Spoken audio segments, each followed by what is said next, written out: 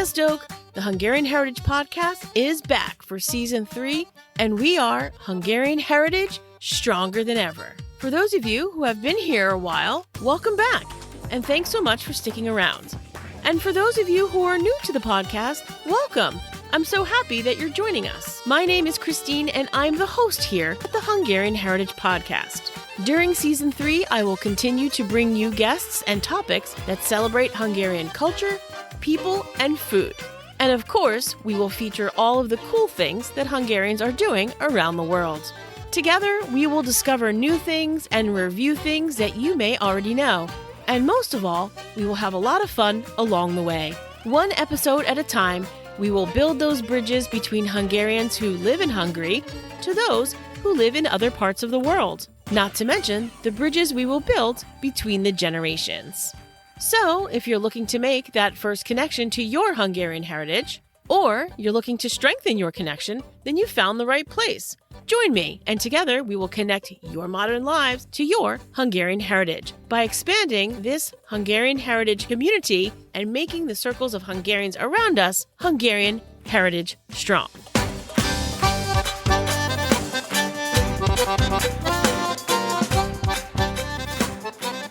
Welcome to this episode of the Hungarian Heritage Podcast.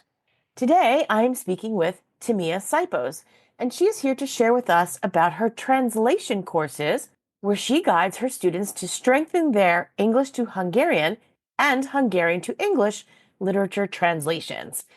As a lifelong writer and published author, Timea will talk about her love of writing, her inspiration for her stories and poems, her writing-focused education, as well as her Hungarian heritage. Listen along as we discover and celebrate Timea's strong connection to her Hungarian heritage and find out how you can join one of her translation classes.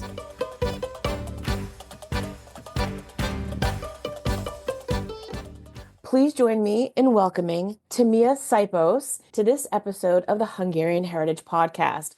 And she is here today to tell us, of course, about her Hungarian heritage, but also about her writing and her translation courses that she teaches. So I'm going to let Timea tell us all about that. So welcome, Timea. Thank you so much for joining me today. Thank you so much for having me. It's such a joy to be here. Of course. And something interesting that the listeners might find interesting, maybe. Timea and I actually met in Budapest, and we had our initial chit-chat call that I usually have with my guests, and we were able to meet in person and have coffee. So that was a very exciting adventure for me, and I'm really glad that you're here today and that you're able to tell us all about the wonderful things that you've been doing as a writer and a translator. But par for the course, we generally start out with telling our guests about your Hungarian heritage. So tell us a little bit about that, because it's a little bit of an American Hungarian combo. So I'll let you tell me about that. So I was born in Budapest to two Hungarian parents.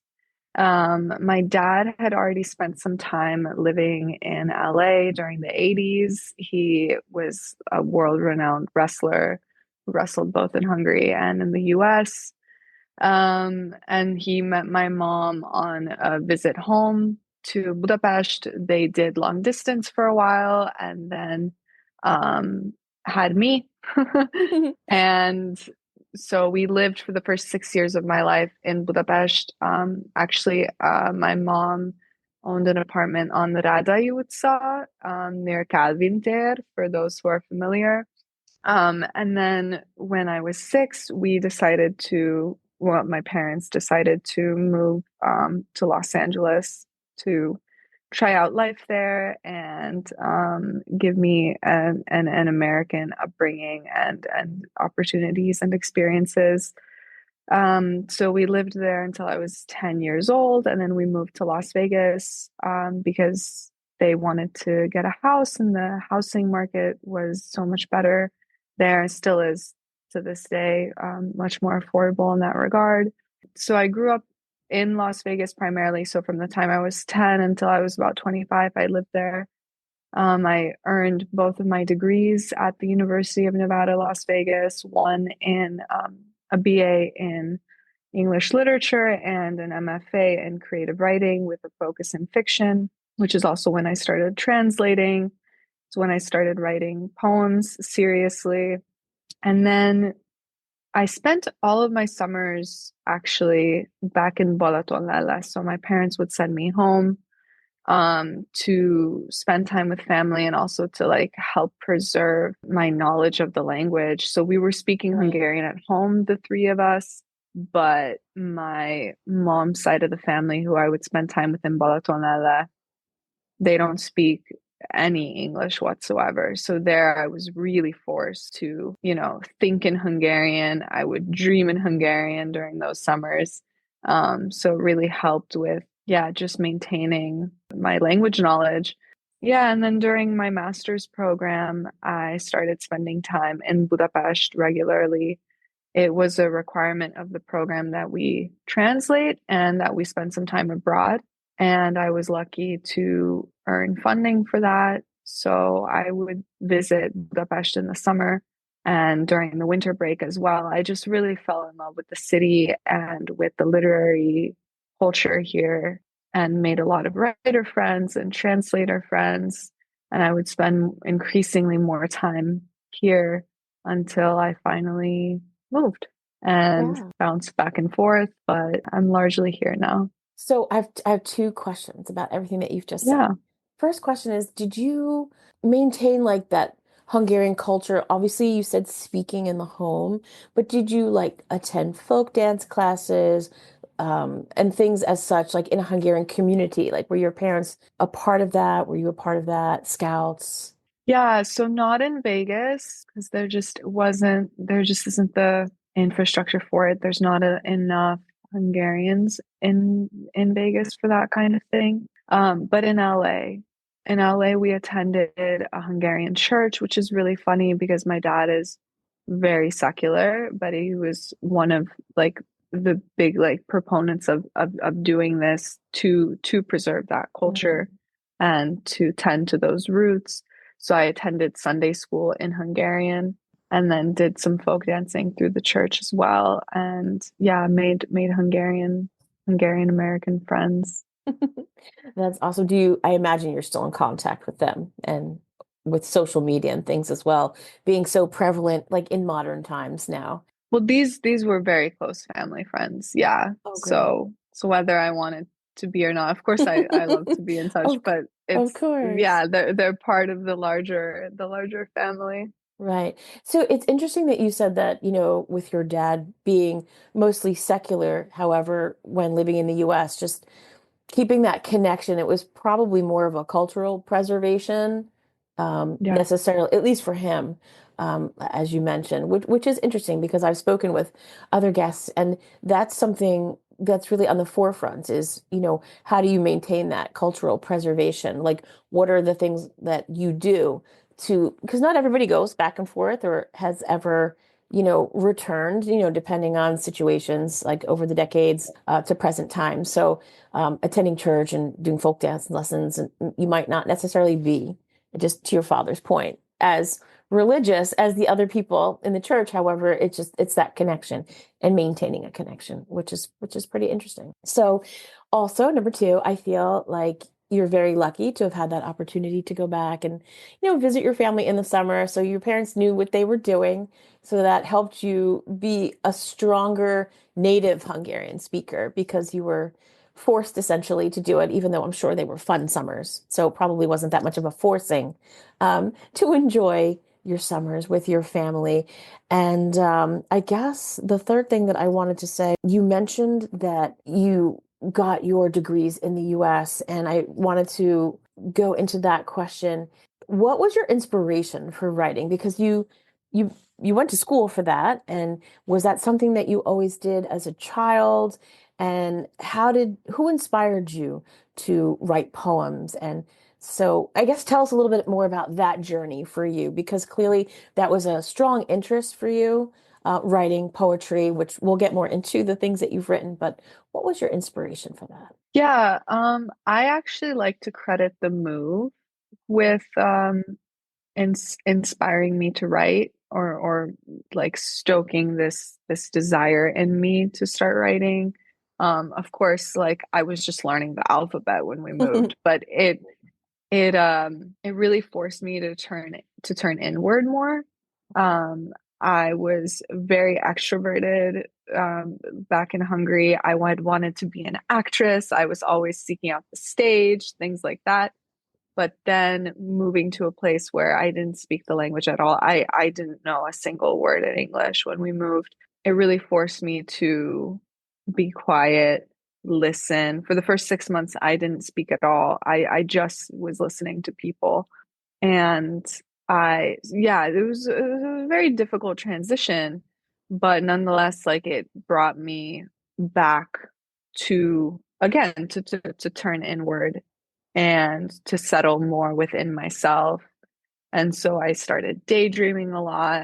I remember like going on long car trips in the States and always staring out the window and fantasizing. And then always, once I started, writing, just journaling things, not just on a day to day, this is what I did, but writing down these fantasies. And then reading, of course, opened up that door for me. I remember that after reading C.S. Lewis's The Lion, the Witch, and the Wardrobe, Yeah. I was really taken with world building, and I wanted to do that on my own as well. That's awesome. So really it was situational essentially, but there has to be something that's inside you, that you had this desire to take it from the daydreaming in the car and things as such into writing it down and the listening while you were learning the new language in the US. So it's funny how sometimes it's hard to pinpoint the exact moment where you started to write, but like at least you had that experience and like you can look back and say, well, this is probably where it was from. So what were some of the first things that you started to write? Stories, poems, like when you were younger? Like how often did you write when you were younger? Yeah, so as a rather rowdy teenager, um, you know, in those years, I was writing on a daily basis of just poems, definitely, like lines that came to me, stories, again, of just like fantasizing of like, this is where I wish I would go. These are the friends I wish that I would have, the boyfriend I wish that I would have. I really used writing as an outlet to live out the things that I wasn't able to live out. Right. And writing was a safe haven in that way. Having a journal was a safe haven in that way. That's really great. So I feel like you probably have volumes of information to pull from for your lifetime of writing now. Not that you don't continue to add to that volume, but all of those things that you experienced are great motivators of some topics and things that you can write in the future as well. So, and then you continued on and you went to college and you received, your degrees in that area. So you clearly knew from a child that you wanted to study writing. And so tell us a little bit about that. You said you received some funding and you had to do some translation classes. Tell us what that college life was like for you. I mean, I was raised at the University of Nevada, Las Vegas. I started at 16 and I was there for 9 years if you add up both of my degrees and then when I stayed to adjunct.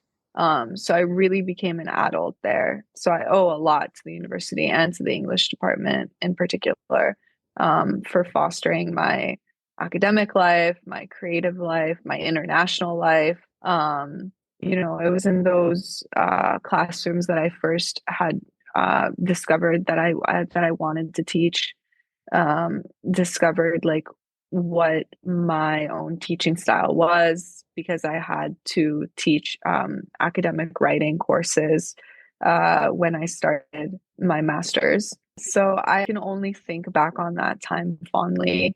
The cohort was fantastic. The other writers and poets that I was studying with, the teachers were incredible, and incredibly supportive, and the institution itself again was really supportive in helping us to spend time abroad, to spend time with our writing, with our translations. It was a fantastic program all around.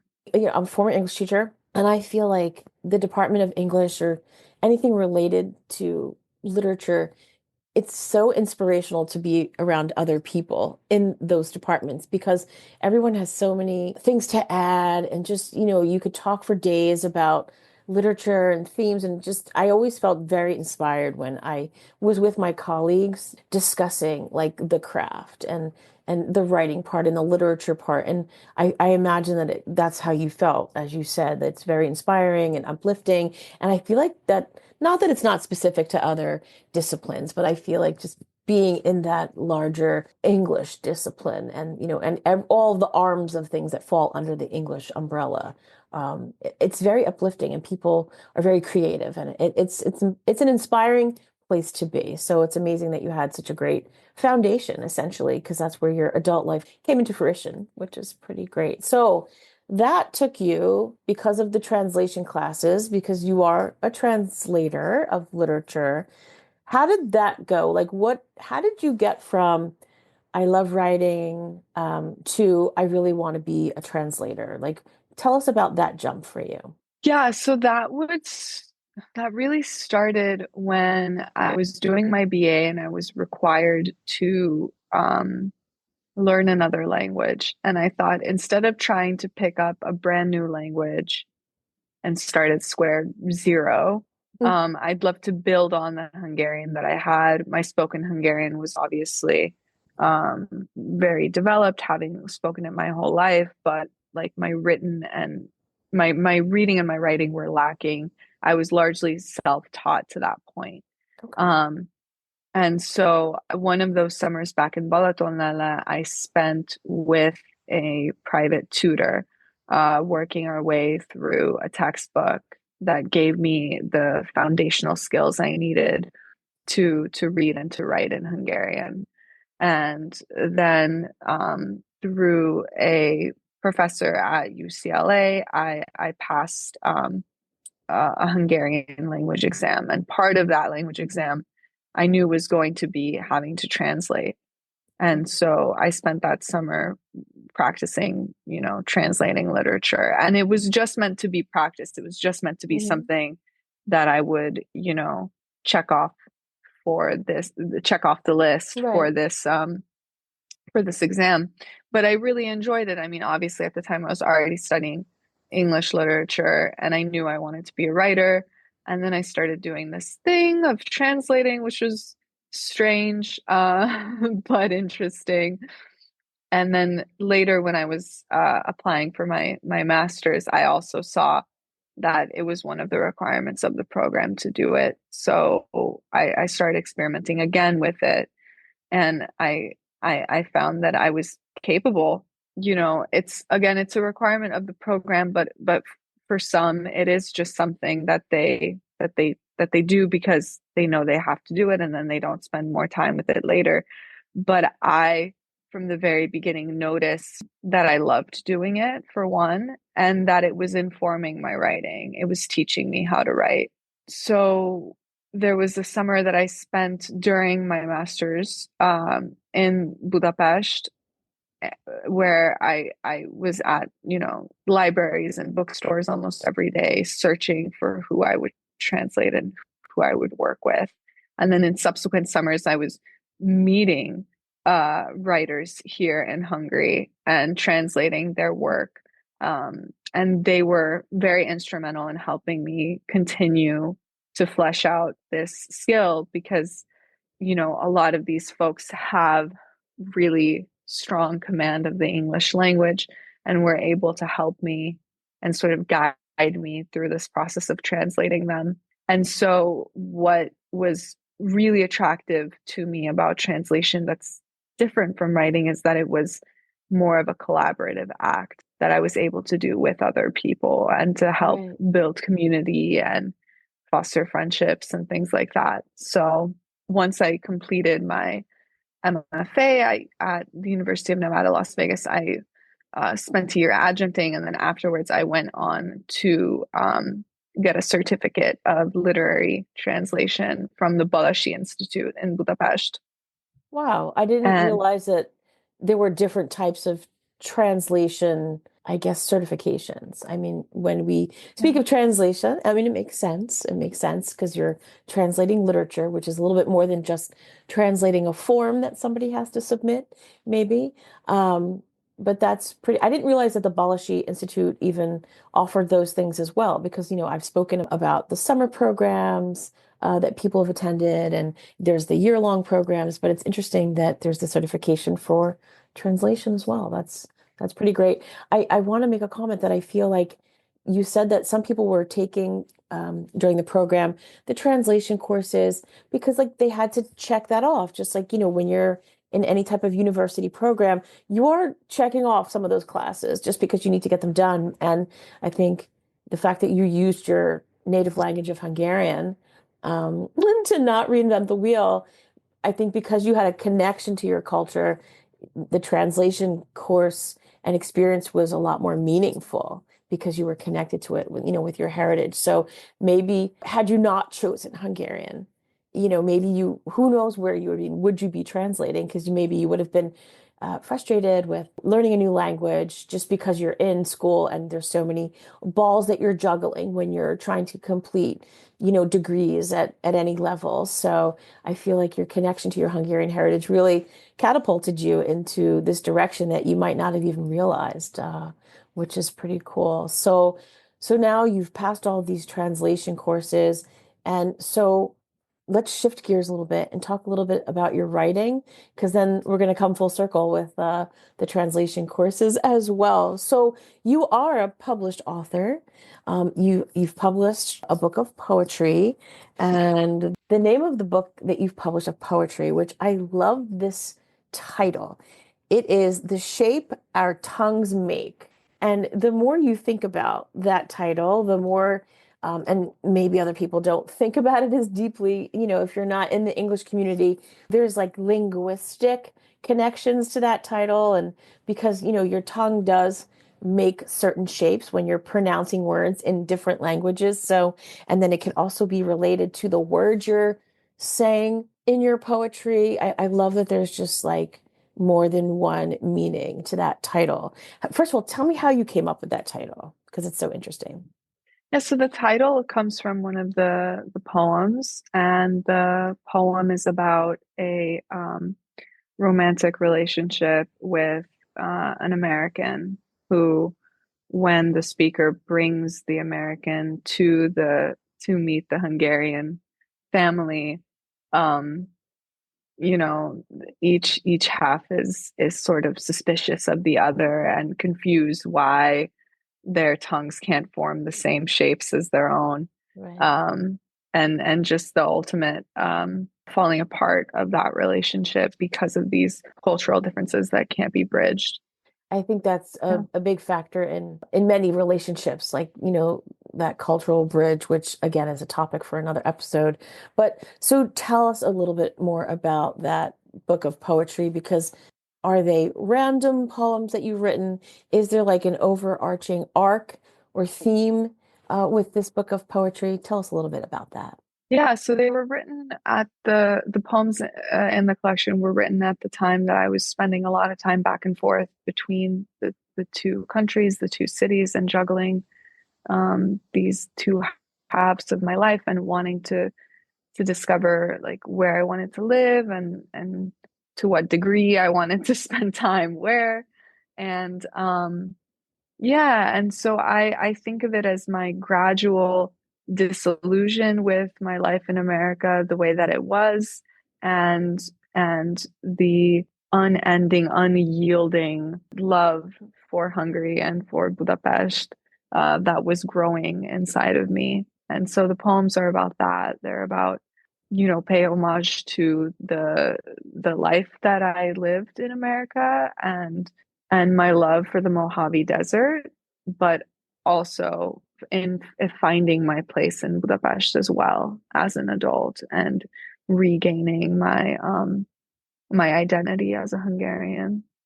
I actually ordered two copies of the book, one for myself, and usually I say this at the end of the episode, but we're going to be giving away a copy to a lucky guest, which we'll talk about later. But I'm excited to read this book of poetry because I feel like so many people can make that connection, that love of your home country. Even though I wasn't born in Hungary, like I feel very connected when I'm there.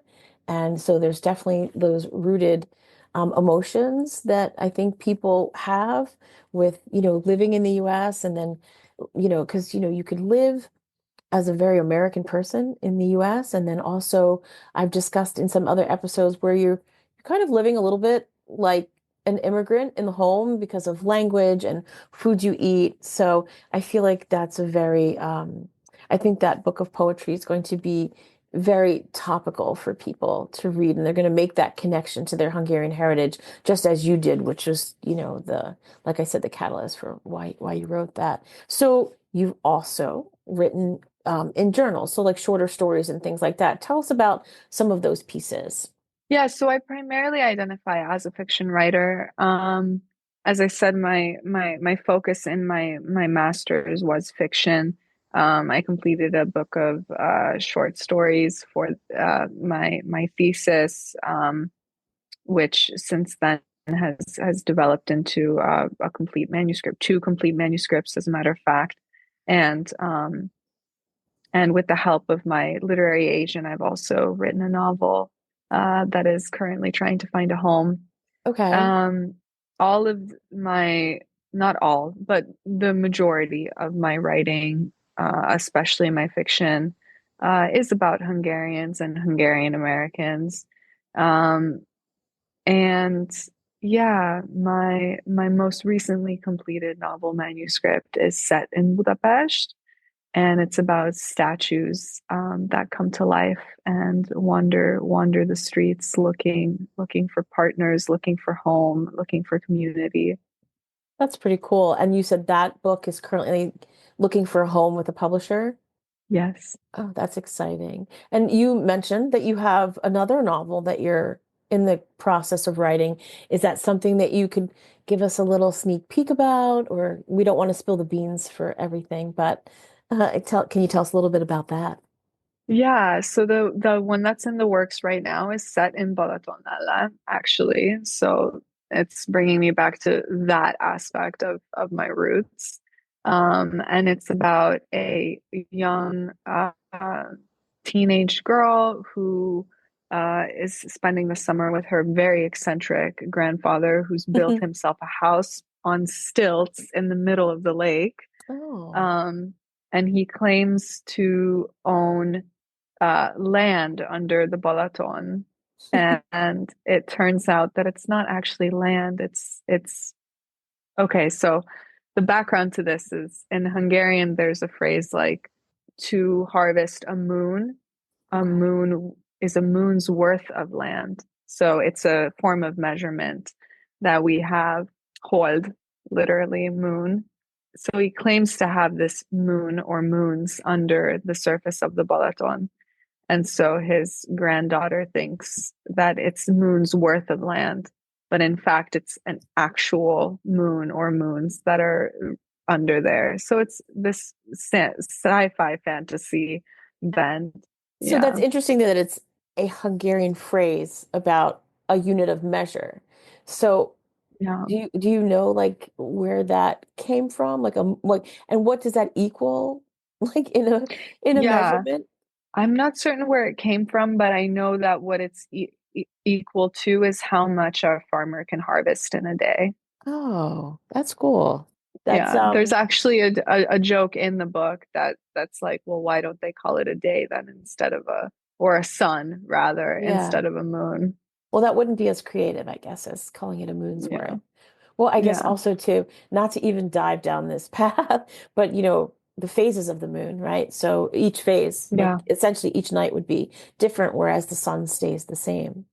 So yeah. there was probably a lot of thought put into that phrase of why they created it with that. So Oh, I'm sure. yeah, that's pretty Yeah, cool. I love overall that all of your writing is connected to your Hungarian heritage. And as a teacher, I definitely said to my students, well, write about what you know, like what we were doing. It's hard sometimes for kids to write about what they know if they don't necessarily realize that everything that they do in a day or things that they experience on the weekends, like whether they're going to baseball practice or visiting their grandparents or just daydreaming in the car on the way from point A to point B, like those are the things that they know.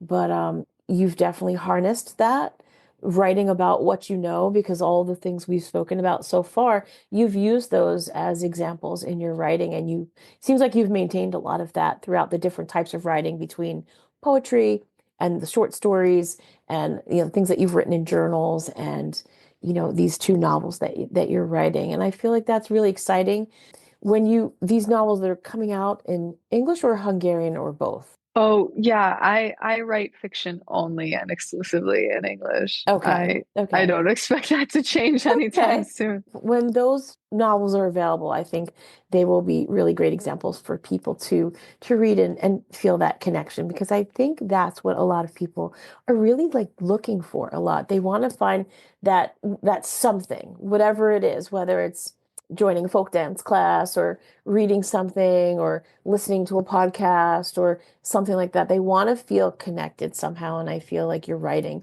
will definitely draw people closer to that feeling of connection, especially because so many people don't have the opportunity to necessarily live near a Hungarian community. So anything that they can get their hands on that will make them feel connected is a great thing. And I'm excited for those novels. I'm excited to read them. So one of the novels that you've written, and I believe it's the one that's looking for a home, people can read the first chapter of that. So tell Yeah. us about that and where, and of course, I'll leave that information in the show notes, but tell us about that. Tell us, did it start out as a story and then it turned into a novel?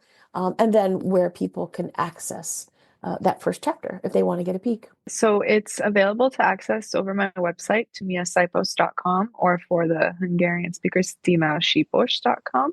And yeah, I wrote the story. So the story is about a Hungarian American, so half Hungarian, half American girl who lives in Los Angeles, who decides to move to Budapest, and she ends up living with her cousin and her cousin's best friend and teaching English here in Budapest. And then she meets this stone man, this man made of stone, who's this. It turns out that there's a lot of these men who were made to be companions for women, uh, who then run away from the women that they were made for and the women that they were made by. And they create a camp of their own at the Fiumei Sírkert, which is a graveyard at the edge of the city that's absolutely gorgeous, and is full of these amazing, incredible statues that inspired this story. And so she meets him and falls in love with him, and it's about the tragic story of his, really, and it's her perspective that serves as the lens to look onto his life and the life of the kind that he's of.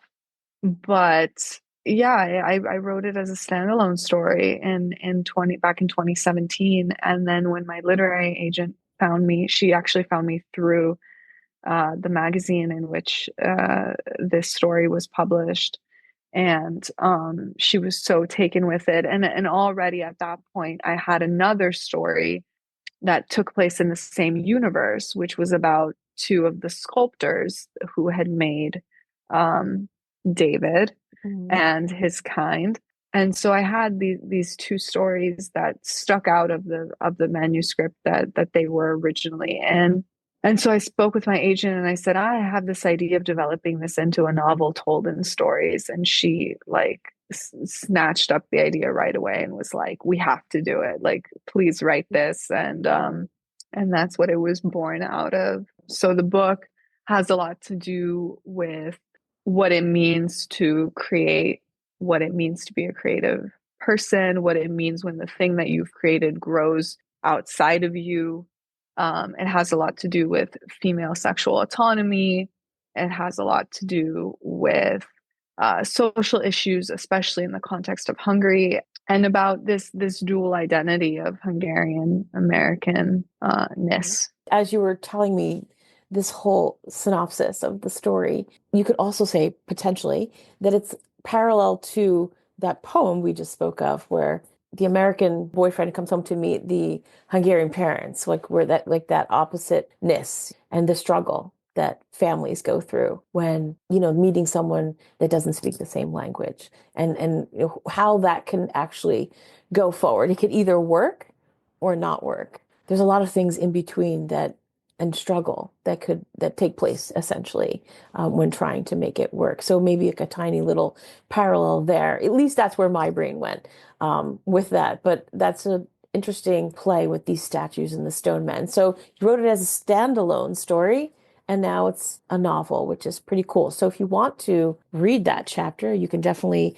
check out Timea's website, which again, I'm going to leave all that in the show notes so people can access that freely. And I'll even link that specific story in the show notes so that people can access it even more quickly.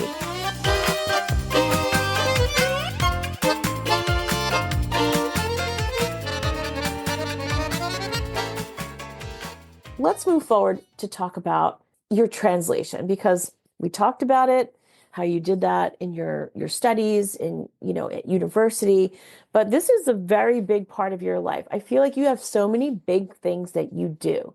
You're a writer, you've written a poetry book, and you continue to write novels, but you're also a translator that you offer courses. So tell us about that. Tell us when you got that course started. What is the course all about? Give us all the great details about that. Yeah, so this came to be during the pandemic. We were all at home and isolated from each other. And I was asked by university at the time to teach this course. We didn't have enough applicants. I decided, okay, I don't have to have a university context within which to teach this. I can just try to do it on my own. So I advertised it, reached out to my circle, broadened my circle, made new connections to advertise this Hungarian to English literary translation course. I gathered together some of my favorite Hungarian writers in prose, poetry, and drama, and told them I'd like to bring their texts to the course, and then I'd like to bring them on into the Zoom class for short talks and opportunities for the students to pose their translation questions to them. And it kicked off, and it went really well. And so that was during 2021, I would say. And since then, I've taught 3 of these Hungarian to English courses. And right now, I'm doing the reverse. I'm doing an English to Hungarian course. Okay. And I'm bringing on my American writer friends and offering this to these Hungarian native speakers who are interested in English literature. So the plan is going forward to hold one of these classes or either one of these classes at one time. That's really great. So you will offer it like in both directions of translation. And it's amazing how many people have found a niche in their life because of the pandemic. So out of something horrible, like beautiful things were born for so many people, like individually.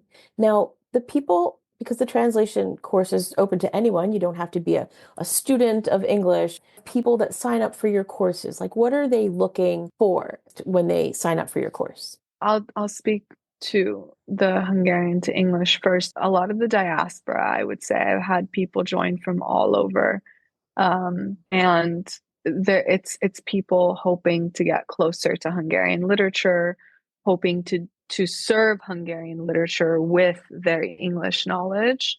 Okay. And with the English to Hungarian, it's people who are curious about English literature, people who enjoy reading it and would love to share more of it in Hungarian. So, I think the marker of a translator is when, even if you're just a one-time or a one-off translator, is if you read something in a language and you think about the people who don't speak that language, but would love to read this piece. Okay. And you feel, oh, I can be the vessel for that. I can bring this Right. piece to them. And so that's what I'm finding is common amongst all my students. Walk us through what I think you said it's like a 10-week course. Like walk us through what that looks like. Yeah, so they run anywhere from like eight to 11 weeks. It just depends on how scheduling works out and what is available in the syllabus or the assignment schedule for that time around. But basically, we typically start off with prose or fiction, I would say. So yeah, so what happens is students read in advance the text that I send them. They come to class with their questions. We discuss the text together. Then I send them home to translate an excerpt of it. Then when they come, I give them comments. In the case of the English to Hungarian course this time around, the students are also commenting on each other's work after working on it at home. Then when they come to class, they get to meet with the author themselves and they get to ask the author their questions that they ran into in the process of translating, any issues that they had, Mm-hmm. and just things that they're genuinely curious about, like similar to questions that you've asked me this time Right. around of, what inspires the writer to work on what they're working on and that sort of thing. And then we just move through the other texts in this way. So usually it starts with fiction, then it's some poetry. In the case of the Hungarian to English, we do drama. And in the case of English to Hungarian, we do personal essay, which are two, genres that are really strong in their unique languages. Sometimes I'll throw in what I call self-translation exercise where students have to create or pull up a text that they themselves wrote in one language and translate it into another language of theirs. And usually I do that before the poetry unit, and that's to get them to loosen up and to um, find ways to be creative without wanting to stick too closely to the original. Right.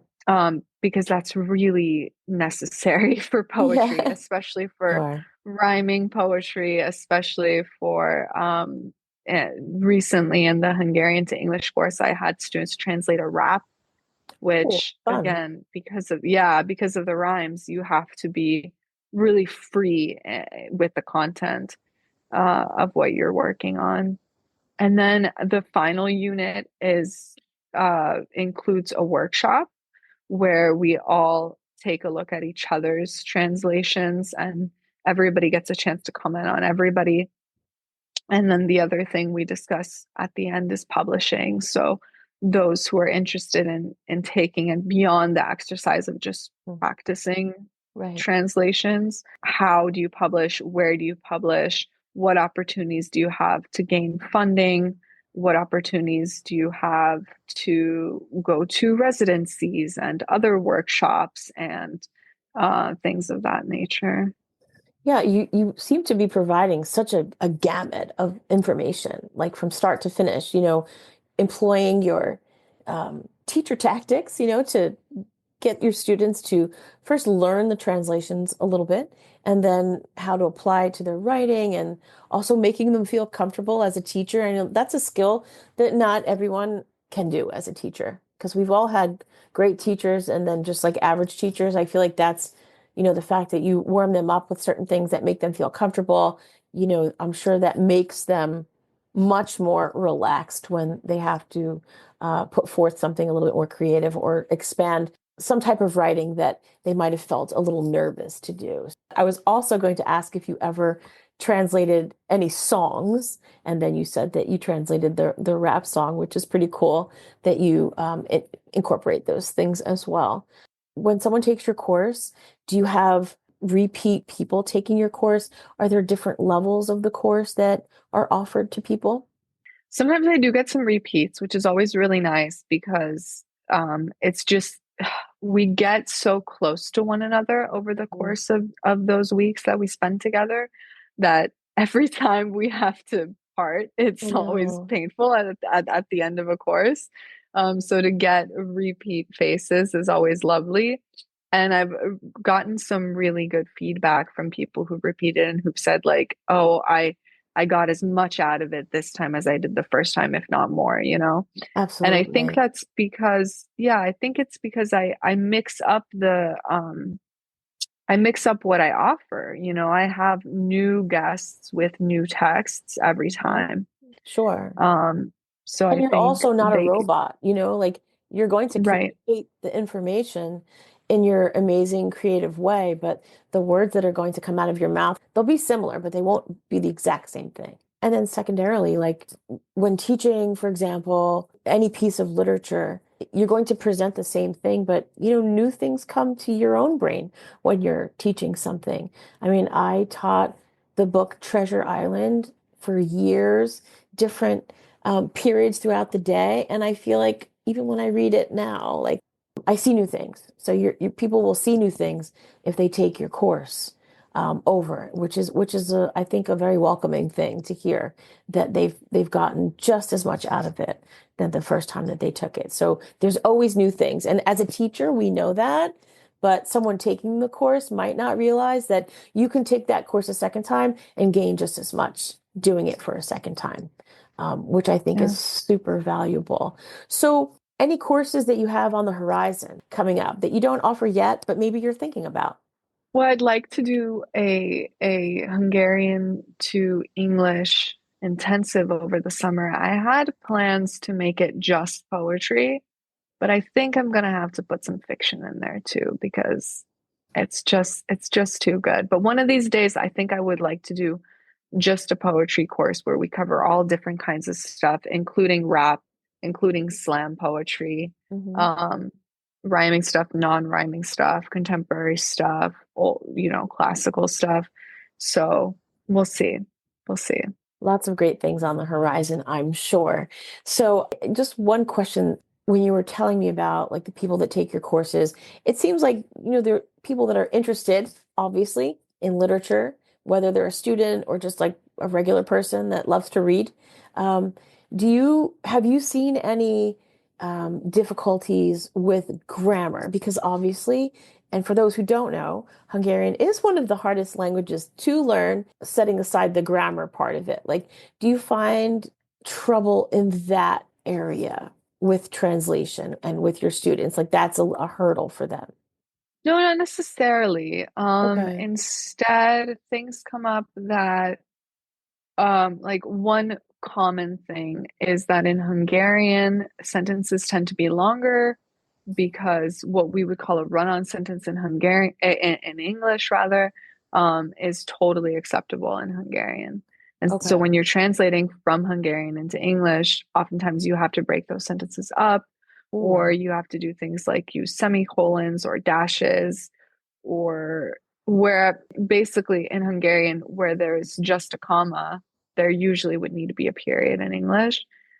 So that's one of the sort of grammatical things that's an issue when you run into translating from one language to the other. That's interesting. I didn't realize that in Hungarian literature, the run-on sentence essentially is common practice and not even called a run-on sentence. And in my Yeah. English grammar brain, plus I'm a little older, and grammar was definitely pushed a lot more in schools in the US when I was growing up. So sentence structure is something that I think about and I worry about when I'm writing things and sending things, making sure that it's appropriate. So that's interesting that that would be the hurdle for people to realize and accommodate when they're translating to, you have to make more sentences for maybe the one sentence in Hungarian. So I appreciate that. That's pretty cool. I'm excited. I think I definitely want to sign up for your course at some point to translate something when I have free time to fit that in my schedule. You have so much to offer as a translator, as a writer, and anyone that wants to be connected to their Hungarian heritage. So much opportunity with your writing and the translation courses. And is there anything else that you'd like to share about your translation courses that maybe I didn't ask as far as a question? When you're ready, let us know. We'd love to have you. Oh, I love that. So, most importantly, for those listening, when is your next course starting? And then also, if someone can't do that, approximately how many courses do you offer per year? So tell us when people can sign up immediately if they want to do this. Yeah. They can send me an immediate email. So, and Okay. then I can get them on a wait list and keep them updated as I find things out. I'm currently in the process of trying to acquire funding for the next one. If that goes through, then I'll have some fully funded scholarships to offer. Oh, that's Um, great. yeah, it's something that I was lucky enough to be able to offer in the past. So the next one I hope to offer is from Hungarian to English, and it would start in mid-July.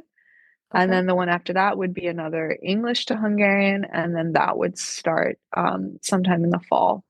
And I hope going forward to offer 3 a year, with Okay. between a mix of Hungarian to English and English to Hungarian.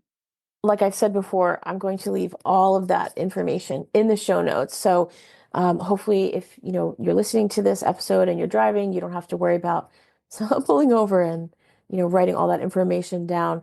I want to repeat that I have purchased 2 copies of your poetry book, The Shapes That Our Tongues Make. And stay tuned for that because I will run a little, I guess contest or something on social media so that you can play along and possibly win a copy of that book. I want to thank you so much for being a guest here today on the podcast and so that we could get your information out there. I think people yearn for connection. I think your writing will provide that for them. And if they're interested in the translation courses, taking that connection to the next level, I think your courses are what they should look into. Thank you so much for being here today. And I look forward to catching up with you when your novels come out so that we can do an episode on your novel when they find publishers, because that's going to be an exciting adventure. Thank you so much for being here today. And I look forward to seeing you soon, hopefully in Budapest. Thank you so much for having me. It's been an absolute pleasure. Absolutely. Same here. Thanks so much.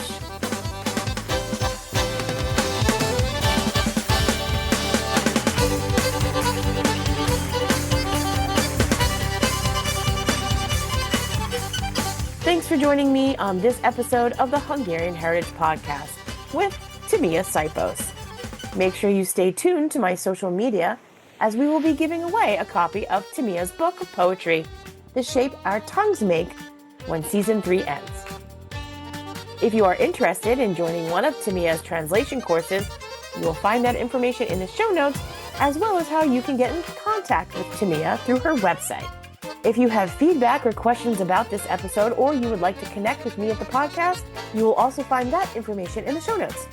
If you've enjoyed this episode and you're interested in learning more about this Hungarian heritage community, please don't hesitate to reach out. I would love to hear from you. Our theme music is Hungarian Dance by Pony Music, used with special license from Envato Market. Don't forget to subscribe, rate, and review wherever you listen to your podcasts. Thanks again for listening, and until next time, make sure you stay Hungarian Heritage Strong. See you, Stoke!